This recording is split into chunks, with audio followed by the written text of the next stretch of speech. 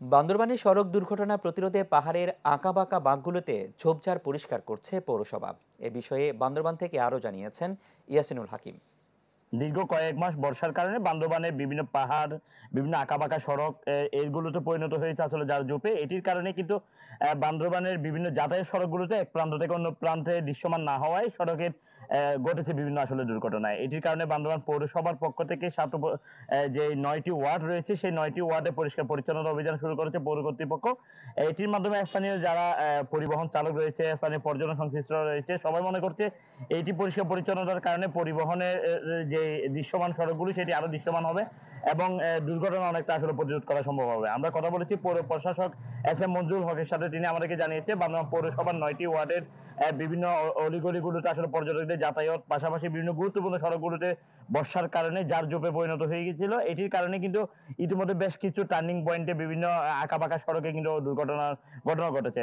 বিশেষ করে পাহাড়ি এলাকায় বিভিন্ন জায়গা থেকে যে সমস্ত পর্যটকরা আসে তাদের পাহাড়ের সড়কগুলো সম্পর্কে অভিজ্ঞতা না থাকার কারণে এই ধরনের ঘটনা ঘটতেছিল এবং সড়কের আঁকাবাঁকা মোড়গুলো আসলে চিহ্নিত না থাকার কারণে এই সমস্যাগুলো ঘটছে বলে তারা মনে করছিল।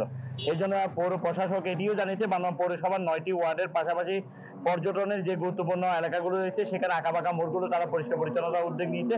আমরা সকাল থেকে দেখেছি আসলে বান্দরবানের বিভিন্ন অলিগলি, বিভিন্ন টার্নিং পয়েন্ট, বিভিন্ন ওয়ার্ডগুলোতে আসলে পরিষ্কার পরিচ্ছন্নতা অভিযান চালাচ্ছে কর্মচারীরা এবং পাশাপাশি পরিচ্ছন্ন কর্মীদের সাথে কথা বলেছে, তারা আমাদেরকে বলছে যেটি আসলে আঁকাবাঁকা সড়কগুলো রয়েছে সেখানে তারা পরিষ্কার পরিচ্ছন্নতা করছে এবং এটির মাধ্যমে স্থানীয় পর্যটন শিল্পে যারা সংশ্লিষ্ট তারাও আমাদেরকে জানিয়েছে পর্যটকদের নিরাপদে সড়কে যেমন ব্যবহার করতে পারবে, পাশাপাশি স্থানীয়দের জন্য আসলে অনেকটা নিরাপদ হবে এই সড়কগুলো।